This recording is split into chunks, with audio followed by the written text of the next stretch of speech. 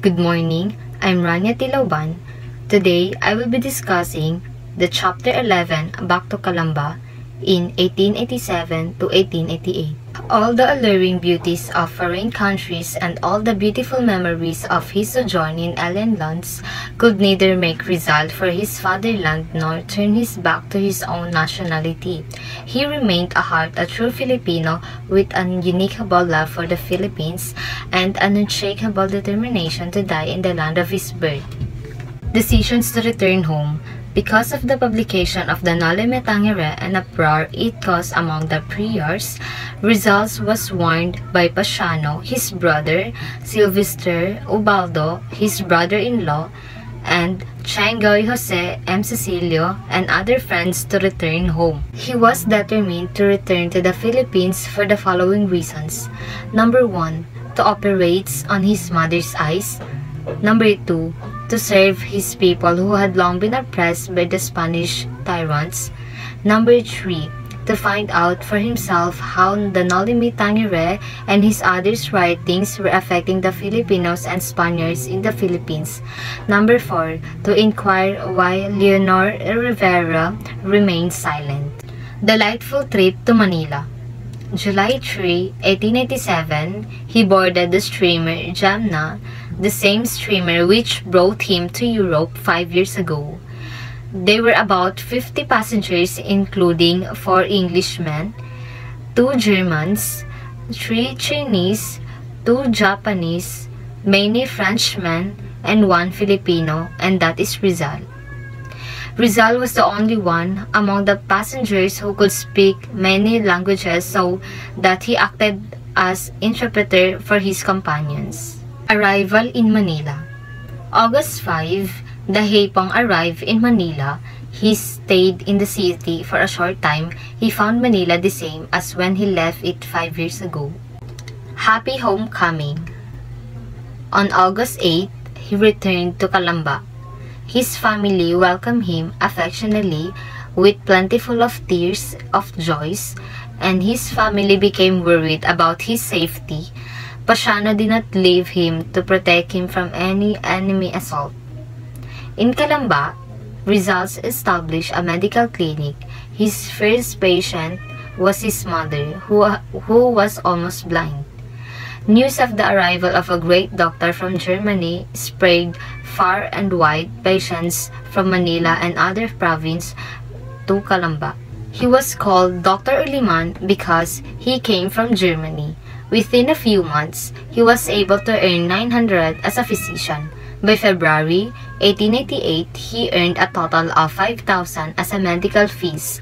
Rizal did not selfishly devote all his time to enriching himself. He opened a gymnasium for young folks and introduced European sports. He failed to see Leonora Rivera. Leonora's mother did not like him to be a son-in-law. Storm over Noli. Few weeks after his arrival, Rizal received a letter from Governor General Emilio Terrero requesting him to come to Malacañang Palace. When Governor General Terrero informed him to the charge, he denied it, explaining that he merely exposed the truth, but he did not advocate subversive ideas. Governor General Terrero was pleased by Rizal's explanations and curious about his vote, and he asked his author to have a copy of the Noli so that he could read it. But Rizal's enemies were powerful. The Archbishop of Manila, Pedro Payo, sent a copy of Noli to Father Rector Gregorio Echevarria of University of Santo Tomas for examination by a committee of the faculty. The report of the faculty members of UST stated that the Noli was heretical, infused, and scandalous in the religious order, and anti-patriotic, subversive of public order, introduced to the government of Spain and its faction in the Philippine Islands in the political order. Governor General Terrero was dissatisfied with the report of the Dominicans. He sent the novel to the permanent commissions of censorship. The report of these commissions was drafted by its head, Father Salvador Font, Agustinian Cura of Tondo, and submitted to Governor General on December 29. It found that the novel to contain subversive ideas against the Church and Spain, and recommend that the importation, reproduction, and circulation of this book in the island absolutely prohibited. The banning of Noli only served to make it popular. Everybody wanted to read it. News about the great books spread among the masses, despite the government prohibitions and the vigilance of the cruel Guardia Civil. Many Filipinos were able to get hold of copies of Noli, which they read at night behind the closed door. Attackers of the Noli. The battle over the Noli took the form of the virulent war of words. Father Font printed high report and distributed copies of each in order to discredit of the controversial novel. Father Jose Rodriguez, prior of the Guadalupe, published a series of 8 pamphlets on the general heading, Questions de Sumo Interest, or Questions of Supreme Interest, to blast the Noli and others anti-Spanish writings. Johanna Uy will continue the chapter 11, Back to Calamba. Assalamu alaikum and good day to all. I'm Johanna Uy and this is the continuation of our report.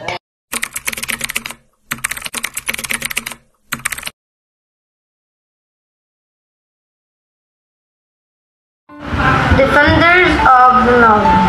The much maligned Noli had its land defenders. The fighting editor of La Solidaridad, Marcelo H. del Pilar, writing under the pen name Dolores Manapat, published a pamphlet entitled Kaingat Kayo as an answer to Father Rodriguez Kaingat Kayo. The similarity of the title and physical makeup of the pamphlet of Del Pilar with that of Father Rodriguez enabled Del Pilar's work to enter even the searches where the Rodriguez opposed was distributed to the search course. The title Kaingat Kayo was favorably explained by the astute that Pilar. It means literally, be as slippery as an eel. Father Francisco Sanchez, Rizal's beloved Jesuit professor, defended the novel in public. This Polish statesman, Don Segismundo Morat, former president of the Council of the Ministers, read and liked the book. A very good defense of Noli came from an unexpected source.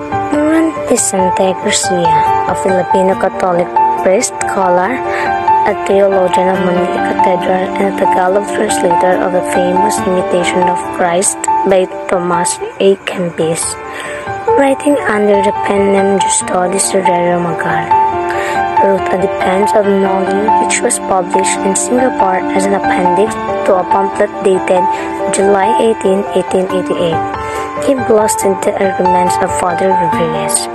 Rizal himself defended his novels against Barante's attack in a letter written in Brussels, Belgium in February 1880. When Jose Rizal learned of the brilliant defense of Father Garcia of his novel, he cried because his gratitude was overwhelming. Rizal and Tobielde Andrade. Governor General Emilio Torrero assigned Jose Tobielde Andrade as Jose Rizal's bodyguard. Rizal and Andrade, both young, educated, and cultured, made walking tours of the verdant countryside, discussed topics of common interest, and enjoyed fencing, shooting, and painting. What marked Rizal's happy days in Calamba with Andrade were: first, the death of his older sister, Olympia. Second, the groundless tales circulated by his enemies that he was a German spy, a Protestant, a Mason and a witch, and a soul beyond salvation, etc. Farewell to Calamba. The friars exerted pressure on Malacañang Palace to eliminate Jose Rizal. They asked Governor General Emilio because there was no valid charge against Rizal's crime. Anonymous tweets against Rizal's life were received by his parents. They alarmed parents, relatives, and friends, including Lieutenant Tabialbe Andrade, advised him to leave the Philippines for his life was in danger. Rizal had to go, but he was not running like a coward from a fight. He was courageous, a fact which his worst enemy could not deny. He was not afraid to any man, and neither was he afraid to die. Rizal was compelled to leave Calamba for two reasons. First, his presence in Calamba was jeopardizing the safety and happiness of his family and friends. Second, he could fight better in his enemies and serve his country's cause with greater efficacy by fighting in foreign conflicts.